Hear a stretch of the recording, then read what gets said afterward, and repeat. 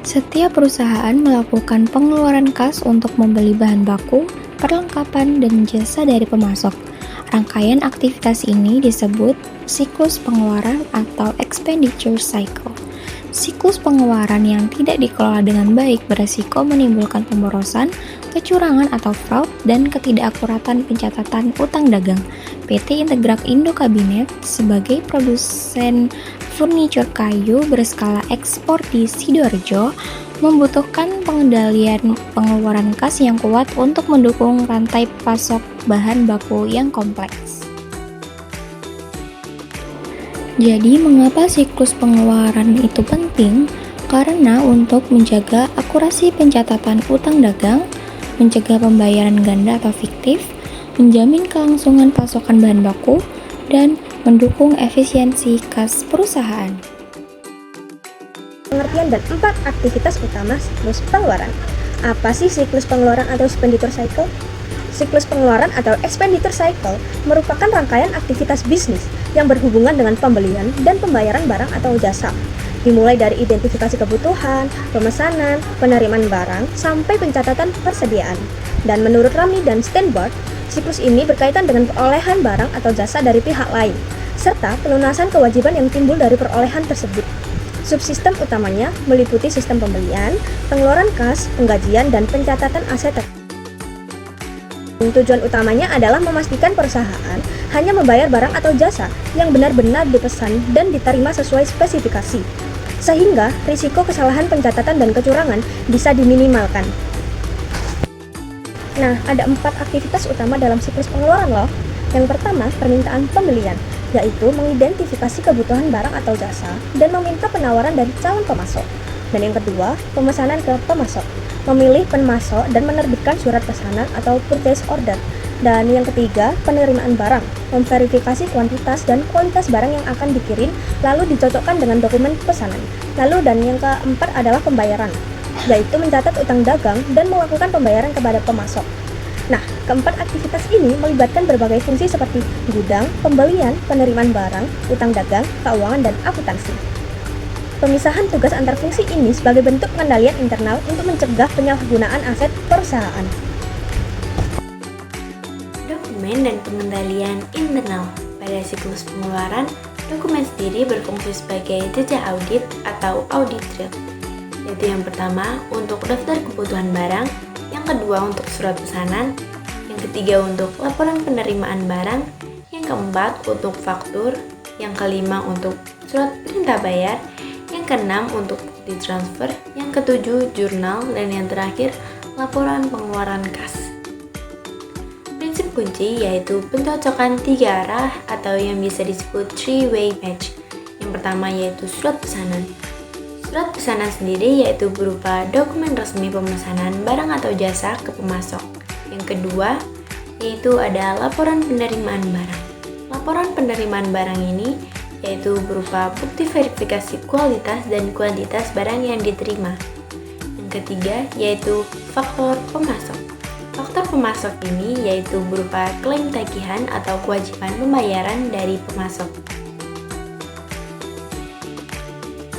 PT Integra Indo Kabinet yaitu sebuah perusahaan manufaktur furnitur kayu dan produk kayu terintegrasi yang berbasis di Sidoarjo, Jawa Timur. Didirikan pada tahun 1989 dan sudah tercatat di Bursa Efek Indonesia dengan kode saham WOOD atau WOOD sejak tahun 2017.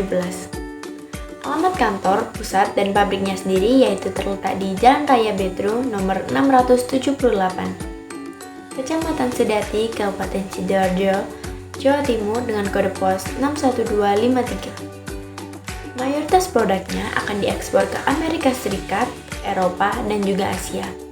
Sisa produknya akan dipasarkan ke dalam negeri. Selanjutnya, ada beberapa contoh bidang usaha dan struktur bisnisnya. Yang pertama yaitu konsensi hutan atau hulu. Di sini kita ada 2 contoh PT, yaitu yang pertama ada PT Narkala Rimba, yang kedua PT Belayan River Timber, menaungi di bidang bahan baku kayu berkelanjutan. Yang kedua, ada manufaktur furnitur. Di sini kita juga ada 2 PT. Yang pertama yaitu PT Intertrend Utama, Yang kedua ada PT Intercraft, yaitu menaungi di bidang furniture indoor, outdoor, dan juga komponen bangunan. Yang ketiga ada distribusi dan retail atau hilir, yaitu kita ada satu contoh PT. Yang pertama ada PT Integria Decorindo, yaitu bergerak di bidang pemasaran domestik dan ekspor ke AS atau Amerika Serikat, Eropa, dan juga Asia. Selanjutnya ada flowchart siklus pengeluaran. Alur bagian 1 dan 2 yakni pengendalian, persediaan, dan pembelian. Yang pertama, pengendalian persediaan. Gudang memantau persediaan bahan baku secara rutin saat mencapai return point. Disusun daftar kebutuhan barang yang direview dan disetujui atasan sebelum diteruskan ke pembelian. Yang kedua, ada departemen pembelian. Berdasarkan DKP, dilakukan seleksi dan negosiasi pemasok. Diterbitkan surat pesanan pelengkap 3, yakni untuk pemasok, departemen penerimaan, dan departemen utang dagang memisahkan fungsi peminta dan pembeli barang. Lalu bagian 3 dan 4, yakni utang dagang dan penerimaan barang. Yang ketiga, departemen utang dagang menerima faktur pemasok dan melakukan pencocokan 3 arah. Jika tidak sesuai, barang atau faktur diretur. Jika sesuai, faktur direview, dicatat sebagai utang dan di jurnal. Yang keempat ada departemen penerimaan. Menerima kiriman barang dari pemasok, memeriksa kuantitas dan kualitas, dan membuat laporan penerimaan barang rangkap 3 untuk utang dagang, gudang, dan arsip sebelum barang disimpan di gudang. Flowchart siklus pengeluaran alur bagian 5-6 yaitu pengeluaran kas dan akuntansi atau pelaporan. Untuk alur bagian 5 yaitu Departemen Pengeluaran Kas, menerima invoice yang disetujui, menyusun jadwal pembayaran, menerbitkan surat perintah bayar SPB rangkap 2, melalui transfer bank, lalu bukti transfer dicek dan diautorisasi sebelum diteruskan ke akuntansi, konektor C. Lalu selanjutnya yaitu alur bagian 6, akuntansi atau pelaporan. Bukti transfer diverifikasi dan dicatat, disusun jurnal pengeluaran kas, diposting ke buku besar dan buku pembantu, hingga disusun laporan pengeluaran kas bagi manajemen menandai akhirnya siklus. Selanjutnya, yaitu ada 8 dokumen utama dalam siklus pengeluaran kas. Yang pertama, ada daftar kebutuhan barang, dokumen internal yang dibuat oleh bagian atau departemen yang membutuhkan barang atau jasa, berfungsi sebagai permintaan awal sebelum proses pembeliannya dimulai. Lalu yang kedua, ada surat pesanan atau SP, dokumen resmi yang dikirim ke pemasok atau vendor untuk memesan barang sesuai kebutuhan yang sudah disetujui, berisi rincian barang, jumlah, harga, dan syarat pembelian. Lalu yang ketiga, ada laporan penerimaan barang, dibuat oleh bagian gudang atau penerima saat barang datang dari pemasok, digunakan untuk memverifikasi bahwa barang yang diterima sesuai dengan apa yang dipesan, seperti jumlah, kondisi, dan spesifikasinya. Lalu yang keempat ada faktur atau invoice, tagihan resmi dari pemasok yang menyatakan jumlah yang harus dibayar atas barang atau jasa yang telah dikirim, menjadi dasar untuk proses pembayaran. Lalu yang kelima, ada surat perintah bayar atau SPB, dokumen otorisasi internal yang menginstruksikan bagian keuangan untuk melakukan pembayaran kepada pemasok setelah faktur dan barang diverifikasi kesesuaiannya. Lalu yang keenam ada bukti transfer, bukti fisik atau digital bahwa pembayaran benar-benar telah dilakukan, misalnya slip transfer ke bank atau bukti pembayaran elektronik. Lalu yang ketujuh ada jurnal pengeluaran kas, catatan akuntansi yang menyatat setiap transaksi pengeluaran kas secara kronologis, digunakan sebagai dasar pencatatan ke buku besar. Yang terakhir ada laporan pengeluaran kas, yaitu ringkasan atau laporan berkala harian, mingguan, atau bulanan atas seluruh pengeluaran kas yang telah terjadi, digunakan untuk keperluan pelaporan dan pengawasan manajemen. Kemudian, ada 5 prinsip pengendalian internal.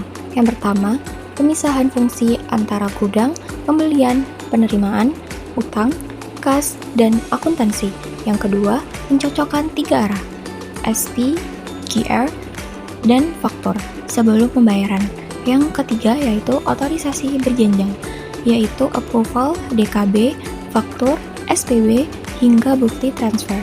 Yang keempat yaitu dokumentasi rangkap untuk pencocokan dan pengarsipan independen. mekanisme retur ke pemasok bila ditemukan ketidaksesuaian. Nah, sebagai kesimpulan, siklus pengeluaran memastikan bahwa pembayaran hanya dilakukan untuk barang atau jasa yang benar-benar dipesan dan diterima sesuai spesifikasi. Pada studi kasus PT Integral Indo Kabinet, perusahaan ini menjalankan 6 fungsi utama yang saling terhubung melalui 8 dokumen kunci, yaitu penerapan pemisahan fungsi, pencocokan 3 arah, otorisasi berjenjang, dan dokumentasi rangkap menunjukkan bahwa pengendalian internal yang diterapkan sudah cukup memadai. Lalu, berdasarkan kesimpulan tersebut, ada beberapa saran yang bisa disampaikan oleh kelompok kami, yaitu yang pertama, perlu adanya digitalisasi dokumen dan otomatisasi pencocokan 3 arah untuk meningkatkan efisiensi dan akurasi. Dan yang kedua, penguatan pengendalian internal perlu terus dilakukan secara berkelanjutan, terutama pada titik otorisasi pembayaran. Dan yang ketiga, kajian lanjutan sebaiknya menggunakan data primer seperti wawancara atau dokumen internal langsung agar hasilnya lebih komprehensif.